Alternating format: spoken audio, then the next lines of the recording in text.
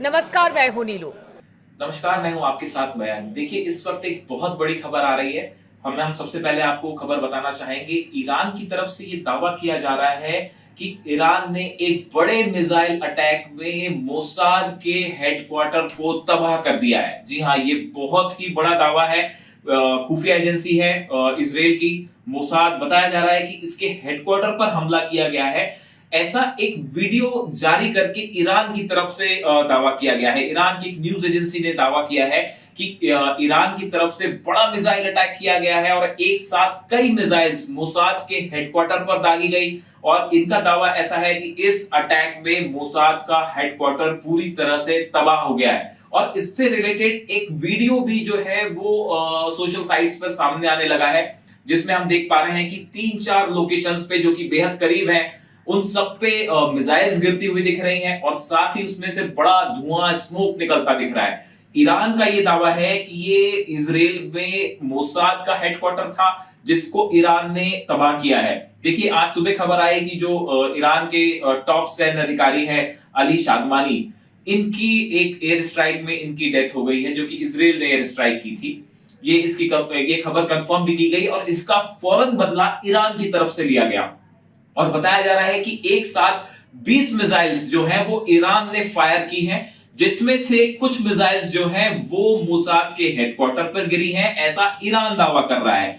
और उसमें जो है 2-3 बिल्डिंग से अचानक काला धुआं निकलता दिखाई दे रहा है और बताया जा रहा है कि ये मोसाद का हेडक्वार्टर था। हालांकि अभी इस बारे में इजराइल की तरफ से कोई फाइनल बयान नहीं आया है। इजराइल अभी इस बारे में कुछ नहीं कह रहा है, लेकिन ईरान की तरफ से और ईरान की एक न्यूज एजेंसी की तरफ से वीडियो पोस्ट किया गया है और ये दावा किया जा रहा है कि ये मोसाद का हेडक्वार्टर था, जिसे तबाह कर दिया गया है। देखिए, हम आप तक ये खबर पहुंचाने जा रहे थे। इसके बाद हम आगे का डिस्कशन मेरे और नीलू के बीच में जो लेटेस्ट अपडेट है ईरान का, उसको लेकर क्या अपडेट है, हम आपको उस डिस्कशन के पास ले चलते हैं।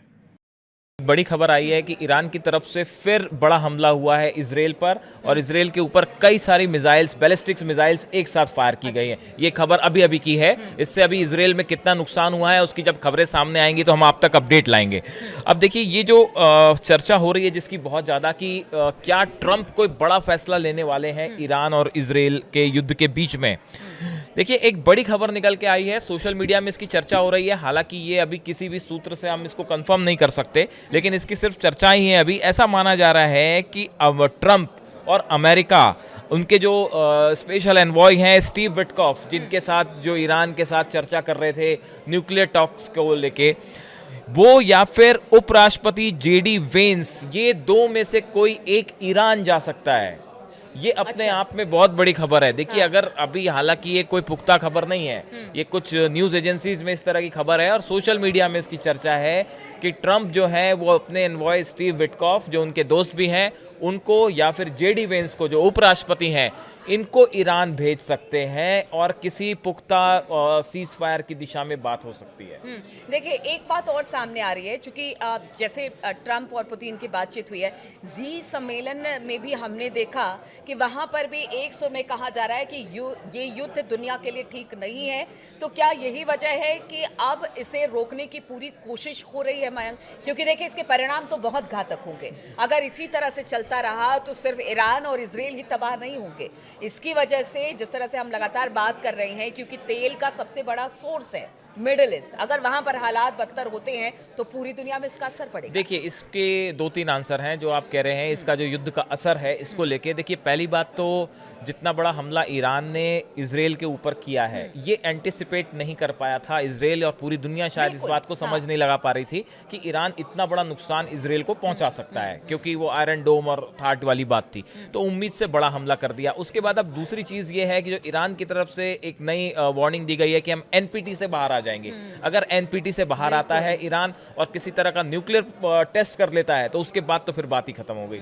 और तीसरी बड़ी चीज है जो स्ट्रेट ऑफ हॉर्मूज है, जहां से दुनिया का 20% ऑयल जो है उस शिप्स के जरिए गुजरता है। अगर उस पर ईरान प्रतिबंध लगा देता है, उसको बैन कर देता है, उस पर रोक लगा देता है, तो ये पूरी दुनिया की में ऑयल सप्लाई को बहुत बड़े स्तर पे प्रभावित करेगा। नहीं, अगर परमाणु ठिकाने को इजराइल में भी या ईरान में भी अगर निशाना बनाया जा रहा है, तो ये भी अगर अगर युद्ध आगे बढ़ता है और अगर परमाणु कार्यक्रम को नेतन्याहू खत्म करने की जिस तरह से बात करते हैं, अगर उस पर लगातार हमले होते तो उसके भी गंभीर परिणाम है। देखिए, इसी बीच में जो है चीन की तरफ से एक बड़ा बयान आया है। चीन का ये कहना है कि इस युद्ध को आगे बढ़ाने के लिए अमेरिका जिम्मेदार है, इस तरह की बात आई है।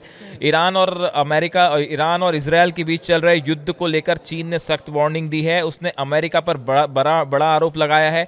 चीन का कहना है कि अमेरिका ही युद्ध का जिम्मेदार है। देखिए, कल ट्रंप ने जिस तरह से बयान दिया था कि तेहरान फौरन खाली कर दीजिए, हाँ, तो उसके बाद चीन का ये कहना है, चीन के जो प्रवक्ता हैं उनका ये कहना है कि इस तरह के जो बयान है वो इस युद्ध की चिंगारी को और बढ़ा रहे हैं, ये इसको रोकने का काम नहीं कर क्योंकि रहे। इससे पहले भी एक दबाव की कोशिश हमने गजा में भी देखी थी। वहां पर शहर बसाने के लिए फिलिस्तीनियों को वहां से खाली कराने के बाद फिर परमाणु समझौते को लेकर एक तरह से प्रेशर देने की बात ईरान पर, और अब ये तीसरी बात तेहरान खाली। देखिए, इसी बीच एक बड़ी खबर ये भी है कि ईरान के जो टॉप जनरल हैं, मेजर जनरल अली शादमानी, इनकी एक हवाई हमले में मौत हो गई है। ये इजराइल के अटैक में इनकी डेथ हो गई है। ये हाल ही में इनको जो है वो अपॉइंट किया गया था। और लेकिन इसके बाद अब्बास अराक्ची जो विदेश मंत्री हैं उनका बयान आया है। उन्होंने कहा है कि ये एक साइकोलॉजिकल जो है वॉरफेयर चल रहा है, और अगर इजराइल ये सोचता है कि भाई अगर वो हमारे कुछ कमांडर्स को मार के ये जंग जीत जाएगा, तो ऐसा बिल्कुल नहीं होगा। हम ऐसा नहीं होने देंगे। लगातार बड़े हमले इजराइल के ऊपर होते रहेंगे। ये विदेश मंत्री अब्बास अराक्ची का बयान है कि अगर कुछ टॉप कमांडर्स हमारे उनकी शहादत होती है तो इसका मतलब ये नहीं है कि हम जो है वो युद्ध रुक मतलब जाएगा। एक तरह से कह लीजिए ईरान ने बार पार का मन बना लिया है कि या तो रहेंगे, मतलब हमने पहले भी बात की थी कि या तो मरेंगे या तो मारेंगे वाला हिसाब किताब।